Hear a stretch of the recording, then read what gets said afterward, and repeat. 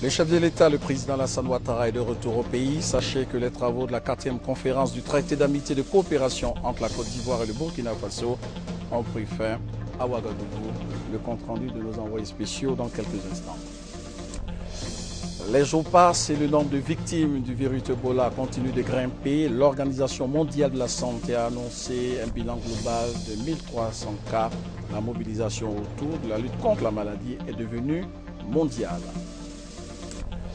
La guerre contre le Hamas se poursuit. Israël affirme sa volonté de poursuivre son opération de destruction de la totalité des tunnels de Gaza avec ou sans le cessez-le-feu. En sport football, les éléphants de Côte d'Ivoire ont un nouvel entraîneur. Il s'agit du Français Hervé Renard, désigné ce jeudi en remplacement de Sabri Lamouchi. Sa mission, qualifier les éléphants pour la Coupe d'Afrique des Nations qui aura lieu au Maroc en 2015. Bonsoir et bienvenue dans ce 20h. Commençons par les travaux de la 4e conférence au sommet du traité d'amitié et de coopération entre notre pays, la Côte d'Ivoire et le Burkina Faso qui ont pris fin à Ouagadougou.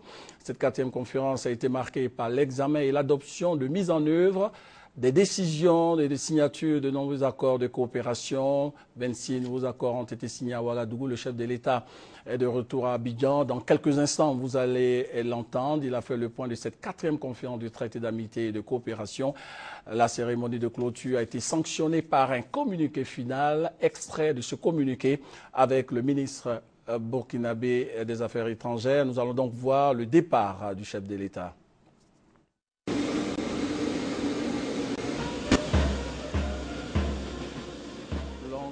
Le chef de l'État est de retour au pays, comme vous le voyez sur l'écran. C'est le départ donc du chef de l'État du Burkina en destination de la Côte d'Ivoire et les travaux de la 4e conférence donc, du traité d'amitié et de coopération entre la Côte d'Ivoire et le Burkina donc pris fin à Ouagadougou. Une occasion pour les deux gouvernements de faire l'évaluation de la mise en œuvre des décisions et recommandations de la 3e conférence. Donc nous vous proposons maintenant un extrait du communiqué final lu par le ministre burkinabé en charge des Affaires étrangères. Nous l'écoutons. Au cours du sommet, leurs excellences M. Alassane Ouattara et Blaise Compaoré se sont informés mutuellement de la situation de leurs pays respectifs et ont abordé des questions d'intérêt commun d'ordre bilatéral, sous-régional, régional et international. Les deux chefs d'État se sont félicités du climat de paix et de dialogue social qui prévaut dans leurs pays respectifs dans la perspective des échéances électorales prochaines. Au plan bilatéral, les deux présidents ont fait l'évaluation des décisions et recommandations issues de la 3e conférence du sommet du traité d'amitié et de coopération tenue le 30 juillet 2013 à Yamoussoukro et identifié de nouveaux domaines de coopération. Concernant le projet de construction de l'autoroute Yamoussoukro-Ouagadougou, la conférence au sommet s'est félicitée de l'achèvement des études de faisabilité et a donné des instructions pour la finalisation des études techniques détaillées. Elle a décidé d'accélérer la recherche de financement en vue de la réalisation effective de ce projet vital pour le Burkina Faso et la République de Côte d'Ivoire. S'agissant de la décision portant réhabilitation du chemin de fer Abidjan-Ouagadougou-Kaya et la construction de la nouvelle voie ferrée Kaya-Tambao, la conférence au sommet s'est félicitée de la signature de l'accord cadre de négociation pour la réhabilitation, la construction et l'exploitation du chemin de fer Abidjan-Kaya-Tambao et la construction du terminal minéralier au port d'Abidjan entre le Burkina Faso, la République de Côte d'Ivoire, Pan African Minerals et Bolloré. Elle a en outre demandé aux deux opérateurs, Bolloré et Pan African Minerals, de respecter strictement le calendrier proposé par les deux pays en vue du démarrage effectif des travaux prévus en août 2014. La conférence au sommet a, au titre du traitement de la dette due aux États et aux sociétés de patrimoine ferroviaire, invité Citrail à honorer ses engagements. Voilà, cette 4e conférence du traité d'amitié et de coopération entre la Côte d'Ivoire et le Burkina Faso a donc pris fin ce jeudi 31 juillet au palais présidentiel du Faso à Ouagadougou. Au terme de cette rencontre de haut niveau, les présidents Alassane Ouattara et Blaise Compaoré se sont félicités des résultats obtenus et ont réitéré leur engagement à œuvrer de concert en vue du renforcement des institutions communautaires et de faire de l'intégration une réalité. La 5e conférence du traité d'amitié et de coopération est prévue en juillet 2015. Revenons sur les quelques temps forts des travaux de cette conférence avec notre envoyé spécial Abiba Dambélé.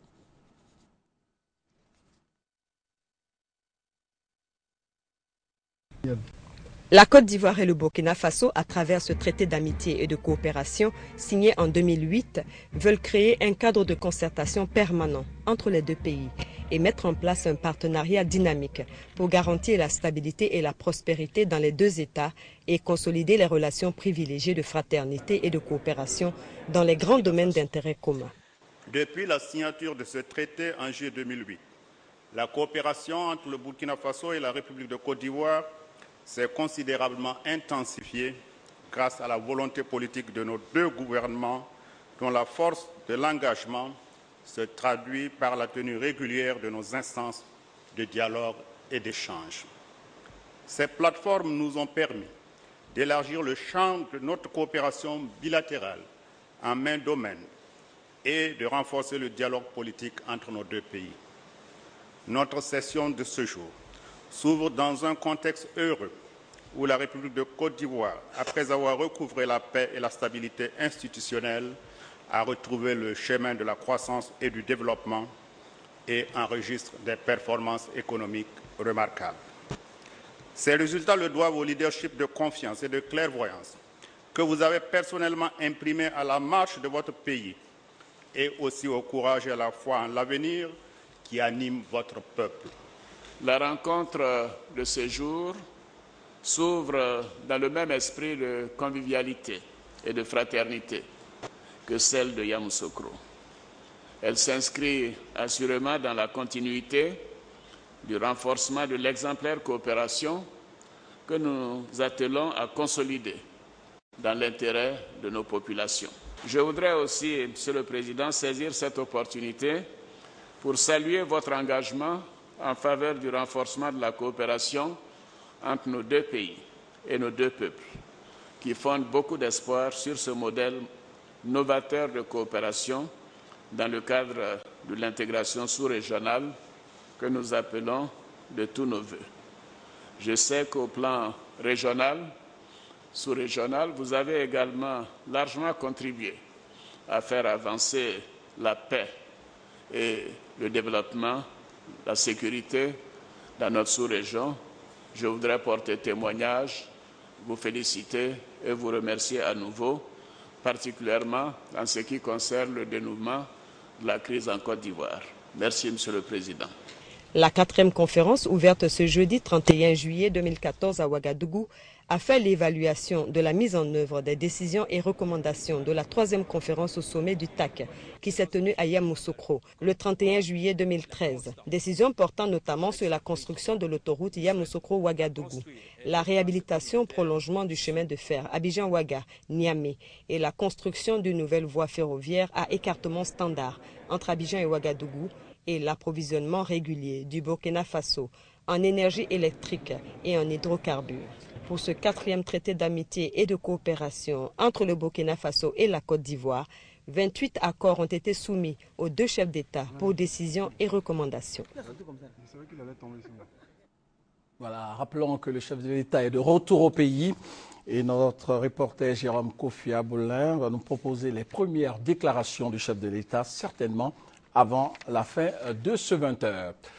Restons sur place au Burkina Faso où s'est tenue une semaine culturelle ivoirienne qui a tenu toutes ses promesses, nous dit notre envoyé spécial à Ouagadougou, Fatou Fofana. Le point culturel qui a toujours relié la Côte d'Ivoire au Burkina Faso est plus que jamais solidifié.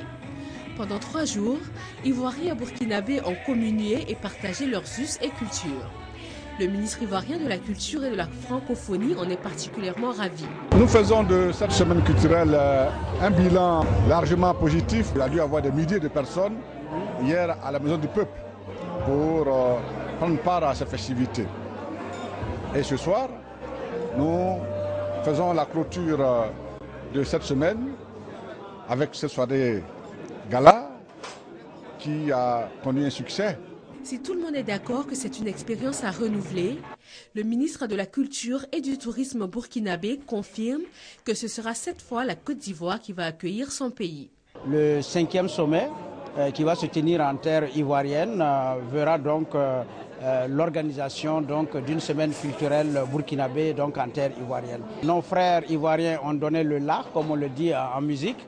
Maintenant, nous allons chanter ensemble la symphonie et ce sera une symphonie à deux. C'est dit, la culture burkinabé sera au rendez-vous ivoirien dès l'année prochaine à l'occasion du 5e sommet du traité d'amitié et de coopération entre les deux pays et ce sera à Yamoussoukro, la capitale politique ivoirienne. L'année prochaine, nous accueillerons nos parents du Burkina Faso en Côte d'Ivoire. Nous ferons en sorte que les choses se passent bien pour la population du Burkina, du ministère de la Culture et de la Francophonie. Ici, le ministère de la Culture et du Tourisme nous a beaucoup facilité les choses. Le bilan est jugé positif par les organisateurs, ici à l'hôtel Azalaï, en plein centre-ville de Ouagadougou, la capitale du Burkina Faso. Ce sont environ 200 personnes, des Ivoiriens et des Burkinabés, qui se sont réunis pour clore en beauté la toute première édition de la semaine culturelle ivoirienne du Burkina Faso. Et les 2 prochains jours le prouvent encore, avec la présence dans le pays des hommes intègres du président ivoirien Alassane Ouattara pour participer au sommet du traité d'amitié et de coopération entre les deux pays. Nous sommes très heureux d'être ici au Burkina Faso. Comme le dit chez nous en Côte d'Ivoire, je suis en joie. Merci beaucoup et à très bientôt. Voilà ce que l'on pouvait dire sur l'actualité relative à la présence de la Côte d'Ivoire au Burkina Faso. Le 15e anniversaire de l'intronisation de Sa Majesté Mohamed VI a été célébré ici à Abidjan. L'occasion a été mise à profit pour revenir sur la coopération entre la Côte d'Ivoire et le royaume chérifien. 15 ans déjà que le roi Mohamed VI est sur le trône au Maroc. Pour le 15e anniversaire de son intronisation, l'ambassadeur du Royaume du Maroc en Côte d'Ivoire a voulu marquer un arrêt comme cela se fait tous les 30 juillet, partout où le Maroc est représenté pour traduire sa reconnaissance et son soutien à Sa Majesté Mohamed VI. Un soutien parce qu'en 15 années de règne, le Maroc et les Marocains ont connu beaucoup de moments de joie et de réussite, notamment l'IER, l'équivalent de la CDVR ivoirienne, une période fondatrice dans l'histoire du Maroc. Cet anniversaire est un moment de réflexion pour voir ce que le Maroc a fait sous la conduite de Sa Majesté le roi Mohamed VI et ce qui reste à faire. Dans tous les moments clés de la vie d'une nation ou d'un peuple, les amis sont présents. Le roi du Maroc nous a fait le grand honneur de visiter la Côte d'Ivoire à 2 reprises.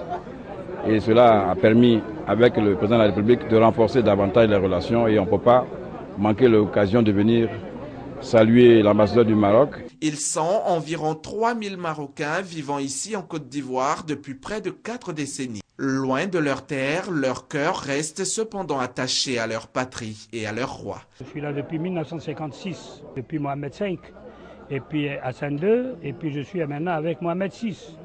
Donc je suis royaliste à 100%. Ce 15e anniversaire de Sa Majesté Mohamed VI au trône a été aussi l'occasion pour l'ambassadeur Moustapha Djebari de faire montre de l'art culinaire de son pays aux invités qui n'ont pas boudé le plaisir.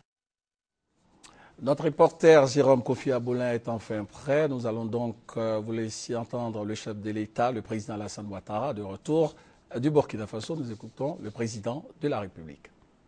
Je viens de rentrer de Ouagadougou avec Monsieur le Premier ministre et les membres du gouvernement et nous avons pris part au sommet du traité d'amitié et de coopération entre la Côte d'Ivoire et le Burkina. Je voudrais avant toute chose remercier le président du Burkina Faso, le président Blaise Compaoré, pour toute l'attention qu'il nous accorde à chaque fois que nous sommes à Ouagadougou. Ces marques d'attention fraternelle, cordiale, et également saluer le peuple burkinabé, le remercier pour l'hospitalité toujours chaleureuse et fraternelle. Nous avons eu un séjour particulièrement agréable ces 3 derniers jours à Ouagadougou. Alors, comme vous le savez, la conférence du traité d'amitié et de coopération est un événement annuel et traditionnel qui a été institué entre nos 2 États. Donc, nous étions à Ouagadougou pour la 4e conférence au sommet. Et dans ce cadre, il y a d'abord eu un conseil de gouvernement qui s'est tenu le mercredi 30 juillet et présidé par le Premier ministre de Côte d'Ivoire et du Burkina. Et bien évidemment, aujourd'hui, s'est tenu le sommet sous la coprésidence du président Blaise Compaoré et de moi-même. Et cela a été l'occasion de passer en revue les acquis de la coopération entre nos 2 pays. Nous avons pu ainsi aborder et faire l'évaluation de la mise en œuvre des décisions du 3e sommet qui s'est tenu à Yamoussoukro. Et nous avons également examiné de nouveaux domaines de coopération. Alors, nous avons noté d'importantes avancées au cours des 12 derniers mois et en matière de coopération bilatérale et de relations entre les gouvernements et les ministres des 2 pays qui se sont rencontrés à maintes occasions au cours de cette période. Et cela a permis de signer 26 accords au Conseil des ministres et 2 accords aujourd'hui au niveau du sommet, donc 28 accords au total. Et ces accords ont été dans les domaines économiques, le domaine des infrastructures routières et ferroviaires, le domaine de l'énergie, la libre circulation des personnes et des biens, la défense, de la sécurité et de la culture. Et à titre d'exemple, je peux citer le projet de construction de l'autoroute Yamoussoukro-Ouagadougou, je devrais dire Yamoussoukro-Bouaké-Bobo-Dioulasso-Ouagadougou. Et pour ce grand projet, les études de faisabilité sont achevées et nous avons donné des instructions aux 2 chefs de gouvernement pour la finalisation des études techniques dans les meilleurs délais. Je voudrais citer également la décision de réhabilitation du chemin de fer Abidjan-Ouaga, le fameux chemin de fer Abidjan-Niger, donc la réhabilitation du tronçon Abidjan-Ouagadougou-Kaya et la construction d'une nouvelle voie ferrée qui irait donc de Kaya, Tambao, Dori, jusqu'à la frontière du Niger et sans doute jusqu'à Niamey. Et à cet égard, un accord cadre de négociation a été signé entre le Burkina Faso et la République de Côte d'Ivoire, entre la société Pan African Minerals et une société basée à Londres, et le groupe Bolloré. Le groupe Bolloré fera la réhabilitation du chemin de fer d'Abidjan à Kaya, et le groupe Pan African Minerals fera la construction du tronçon Kaya jusqu'à Tambao, frontière Niger et peut-être Niamey, et aussi s'occupera de l'exploitation de la mine de manganèse à Tambao et la construction d'un port minéralier à Abidjan. Donc c'est un très grand projet qui va coûter pratiquement 2 milliards de dollars sur les 3 prochaines années. Le démarrage des travaux est prévu avant la fin de cette année. Alors, en matière énergétique, nous avons pris la décision d'augmenter la fourniture d'électricité de la Côte d'Ivoire au Burkina de 70 MW à 80 MW, ce qui est un effort significatif de la part de la Côte d'Ivoire. Et la consommation au Burkina est de 240 MW, donc ce qui veut dire que la Côte d'Ivoire fournira à peu près le tiers donc, de l'électricité au Burkina Faso. Bien évidemment, ceci découle du fait que nous allons augmenter nos propres capacités de production d'électricité en Côte d'Ivoire, et cela n'aura pas d'impact sur la consommation et la possibilité pour nous d'éclairer donc les villes ivoiriennes. Nous avons également, au cours de ces échanges, abordé les questions liées à la coopération politique, diplomatique, régionale et internationale. Et nous avons tous salué le rôle de l'engagement personnel du président Compaoré dans le cadre des résolutions des crises dans la sous-région, que ce soit ici même en Côte d'Ivoire ou récemment au Mali.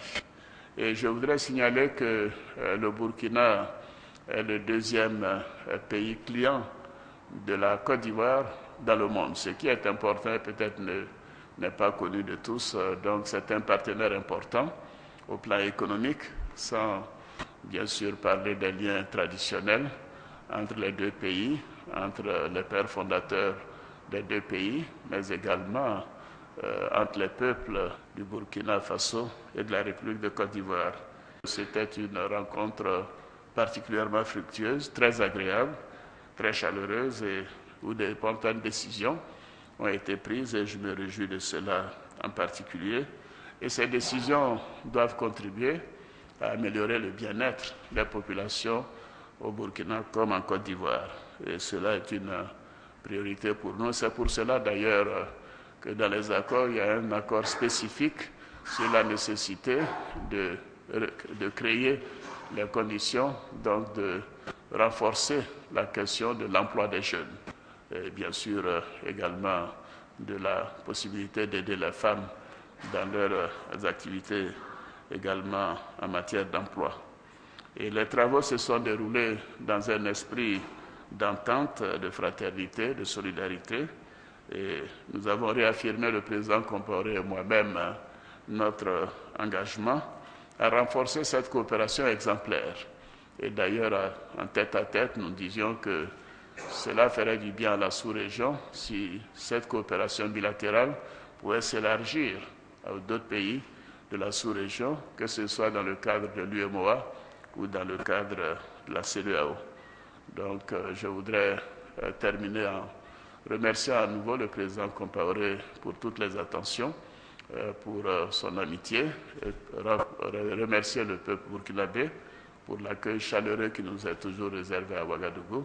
Et bien évidemment, nous avons présenté nos condoléances au peuple burkinabé pour le terrible accident, le crash d'avion d'Air Algérie qui a fait, il y a quelques jours, une semaine à peu près, plus de 24 morts burkinabés, 118 morts au total de diverses nationalités. Et nos condoléances s'adressent également aux proches de toutes les victimes et de tous les pays concernés. Alors je signale que la prochaine conférence au sommet se tiendra, comme cela sera de coutume maintenant, dans la dernière semaine du mois de juillet en 2015. Voilà, c'était le message du chef de l'État à son arrivée ici à l'aéroport Félix Houphouët-Boigny de Port-Bouët. Le reste de l'actualité avec tout d'abord cette première session de formation des présidents des conseils d'administration et directeurs généraux du public et du privé. La formation a porté essentiellement sur la gouvernance d'entreprise et responsabilité des mandataires sociaux. Il a été également question de maîtrise de la gestion financière des structures publiques et privées. Les précisions avec nos reporters. Une des préoccupations de l'Institut national des administrateurs de Côte d'Ivoire, INADSI, c'est la maîtrise des mécanismes de gestion administrative et financière. Le sujet est au centre d'une formation dont les présidents des conseils d'administration et directeurs généraux sont bénéficiaires. Il s'agit pour l'Institut de participer au développement économique de la Côte d'Ivoire à travers la saine gestion de nos entreprises. Ce que nous attendons au sortir de ce séminaire, c'est que les dirigeants sociaux des entreprises, les mandataires sociaux, soient mieux armés pour mieux gérer les entreprises. Durant 5 jours, les participants à ce séminaire vont travailler à la maîtrise des fondamentaux de la comptabilité, des finances et de la bonne gouvernance. Ce séminaire est le bienvenu et nous permettra de renforcer nos compétences pour pouvoir mieux assumer nos responsabilités au sein de nos sociétés. Si les membres du conseil d'administration ne comprennent pas comment fonctionne la comptabilité, comment fonctionnent les finances, ils ne peuvent pas prendre de bonnes décisions. Parce qu'il faut d'abord comprendre les documents qu'on vous donne avant de prendre les décisions d'arrêter de compte. Résultat attendu, améliorer la qualité des services en tenant compte des exigences des clients et autres usagers. L'actualité reste toujours marquée par les résultats obtenus par la Côte d'Ivoire sur le marché financier international. Le gouvernement ivoirien a donc lancé dans le cadre de l'Eurobond une opération de souscription de 500 millions de dollars et les intentions de souscription obtenues sont évaluées à plus de 4 700 milliards de dollars et comme vous le voyez sur votre écran, 50% des investisseurs viennent des États-Unis, 39% du Royaume-Uni, 9% des autres pays de l'Europe, 2% en provenance du reste du monde, y compris le Ghana. Les fonds obtenus serviront au financement du programme national de développement.